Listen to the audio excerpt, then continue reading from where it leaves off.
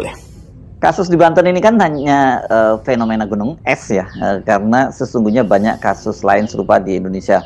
Dan ini kebetulan Banten kan dekat dengan Jakarta, jadi sorotan publik, sorotan media itu luar biasa. Tapi yang di tempat-tempat jauh, jauh dari sorotan media, pasti banyak sekali yang terjadi setelah daratan habis di kapling-kapling. Ini sekarang giliran laut ini di kapling. Nanti kalau perlu sampai udara juga di kapling itu.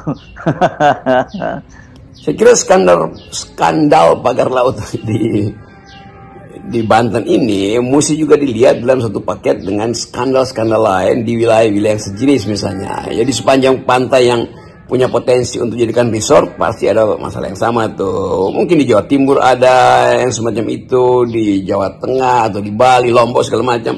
Jadi sekaligus kita mau evaluasi sebetulnya. Kita sebut aja apa tanggung jawab birokrasi, apa tanggung jawab para menteri, para pejabat pembuat kebijakan ketika era Jokowi sehingga dimungkinkan untuk dibongkar skandal-skandal semacam ini. Jadi kita sebutnya ini skandal karena di dalamnya pasti ada tukar tambah kekuasaan, pasti ada penyelundupan hukum, pasti ada wilayah politik yang tidak dibagi untuk kepentingan elit itu.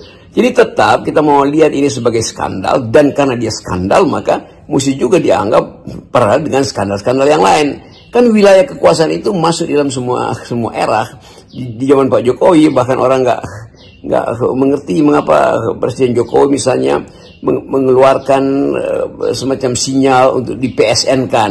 Lalu mulai ada dugaan bahwa PSN itu adalah hasil tukar tambah politik, bahwa tukar tambah politik itu menghasilkan kesempatan buat Jokowi memenangkan Pilpres atau paling tidak mendorong anaknya jadi wakil presiden. Itu berarti di dalam kong kaling kong itu dinasti Jokowi pasti terlibat. Kan semua itu jadi semacam spekulasi publik justru karena sampai hari ini kejelasan itu tidak ada. Salah satu yang sudah jelas yaitu bahwa Angkatan Laut atau perintah presiden membongkar itu hanya untuk satu alasan, bahwa laut tidak boleh dibatasi untuk akses para nelayan. Nah, soal hukumnya masih menggantung sampai hari ini. Jadi kita tetap tunggu satu kejelasan, mungkin ada sidang kabinet khusus atau semacam sesi di DPR yang khusus membahas soal ini, dan keterlibatan para aktor kekuasaan, aktor bisnis, dan aktor pencalokan pasti ada di situ. Tetapi sekali lagi yang akan dituntut oleh negara, oleh masyarakat, kenapa negara membiarkan itu terjadi. Jadi act of omission itu, pembiaran itu sudah satu pelanggaran hukum. Pemberian sertifikat dengan sengaja untuk keuntungan seseorang itu adalah korupsi itu.